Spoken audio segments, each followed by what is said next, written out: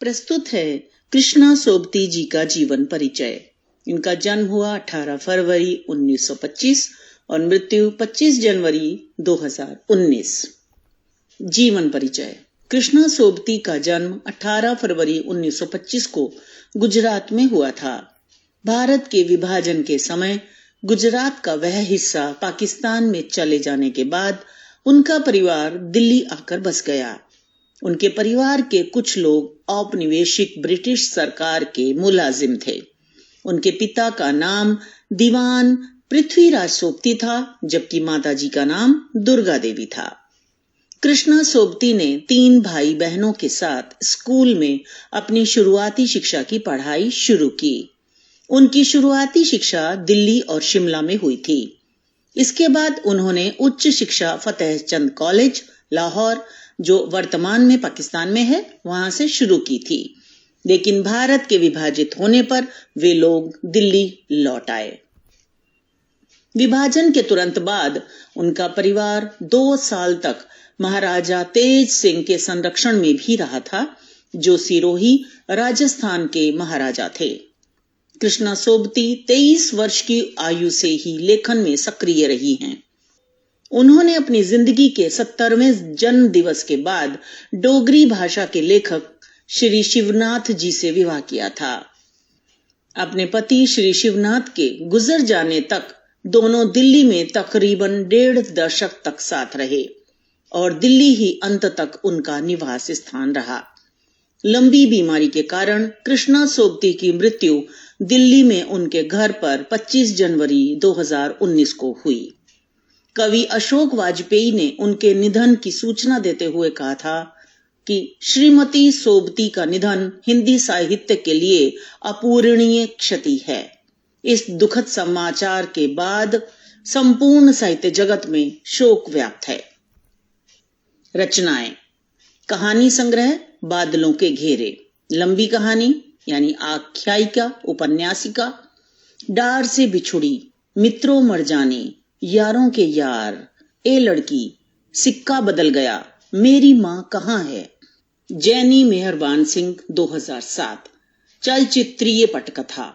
मित्रों मर जाने की रचना के बाद ही रचित, परंतु 4 दशक बाद यानी 2007 में प्रकाशित उपन्यास सूरजमुखी अंधेरे के, जिंदगी नामा, दिलो दानिश, समय सरगम, गुजरात पाकिस्तान से गुजरात हिंदुस्तान, निजी जीवन को स्पर्श करती औपन्यासिक रचना। विचार संवाद संस्मरण। हम हशमत 3 भागों में है। सोबती एक सोहबत, शब्दों के आलोक में, सोबती वैद संवाद, मुक्ति बोध एक व्यक्तित्व सही की तलाश में, लेखक का जनतंत्र, मार्फत दिल्ली, यात्रा आख्यान के अंतर्गत बुद्ध का कमंडल, लद्दाख। साहित्यिक विशेषताएं। हिंदी कथा साहित्य में कृष्णा सोबती की विशिष्ट पहचान है। वे मानती थीं कि कम लिखना विशिष्ट लिखना है। यही कारण है कि वे संयमित लेखन, बेलाग कथात्मक अभिव्यक्ति और सौष्ठवपूर्ण रचनात्मकता के लिए जानी जाती हैं। उनकी कहानियों के पात्र दबंग, साहसी और चुनौतियों को स्वीकार करने के लिए तैयार रहने वाले होते थे। सोबती की रचनाएं मुख्य रूप से स्त्री की पहचान और उसकी सेक्सुअलिटी जैसे मुद्दों से जुड़ी होती थीं, जिसके कारण वे कई बार विवादों में भी रहीं। उन्होंने स्त्री पात्रों के मानसिक और भावनात्मक अनुभवों का सूक्ष्म वर्णन किया। उन्होंने अपनी रचनाओं में महिलाओं की स्वतंत्रता, स्वाभिमान और संघर्षों को विशेष रूप से उभारा है।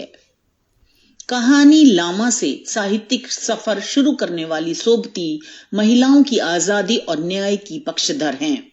उन्होंने समय और समाज को केंद्र में रखकर अपनी रचनाओं में एक युग को जिया है। उनकी सामाजिक प्रतिबद्धता उनके लेखन के साथ सत्ता प्रतिष्ठानों के विरुद्ध उनकी 2 टूक आवाज और उनके वसीयतनामा में स्पष्ट होती है। आजादी की चेतना से उनका लेखन उदय होता है। उन्हीं के शब्दों में, लेखन मात्र लिखना ही नहीं, लिखना जीना है, भिड़ना है, सामना करना है। कृष्णा सोबती विभाजन व आजादी के संघर्ष के दौर से गुजरी कथाकार हैं। इसलिए विभाजन की कचोट को उन्होंने अपनी कहानियों और खास तौर पर अपने आखिरी उपन्यास गुजरात पाकिस्तान से गुजरात हिंदुस्तान में भरपूर जिया है। भाषा शैली। कृष्णा सोबती की भाषा शैली सहज, सरल और व्यवहारिक है।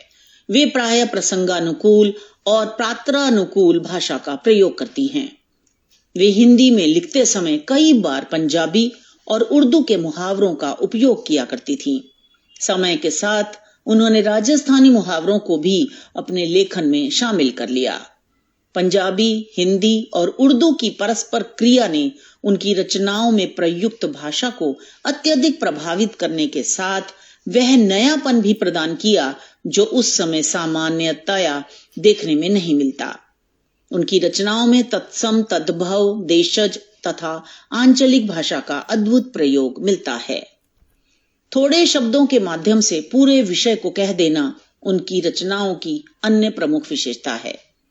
उन्होंने अपने पात्रों की भाषा में क्षेत्रीय बोलियों का सजीव चित्रण किया है।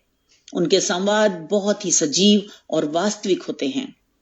उनकी भाषा शैली में साधारण और सरल शब्दों का प्रयोग अधिक होता है, जिससे पाठक उनके लेखन को आसानी से समझ सकता है।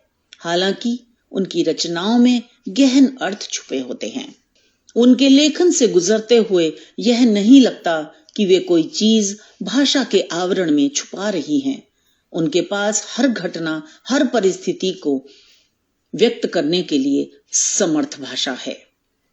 उन्होंने अपने कथा साहित्य में प्रतीकों का प्रयोग भी पर्याप्त मात्रा में किया है।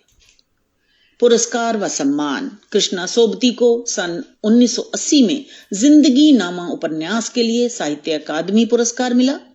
1981 में शिरोमणि पुरस्कार के अतिरिक्त मैथिली शरण गुप्त सम्मान भी मिला। 1996 में साहित्य अकादमी फेलोशिप, 1999 में life time literary achievement award के साथ कृष्णा सोबती प्रथम महिला लेखिका बनी जिन्हें कथा चूड़ामणि अवार्ड से सम्मानित किया गया था। सन 2008 में हिंदी अकादमी दिल्ली का शलाका अवार्ड। फिर सन 2017 में भारतीय साहित्य के सर्वोच्च सम्मान ज्ञानपीठ पुरस्कार से भी उन्हें नवाजा गया। अपने लेखन के समय के बारे में वे बताती हैं कि मैं रात में लिखती हूँ। रात का अंधकार जब मेरे अकेले टेबल लैंप के रहस्य में आ सिमटता है तो शब्द मुझे नए राग, नई लय और नई धुन में आ मिलते हैं। तो ये तो थी उनकी जीवनी।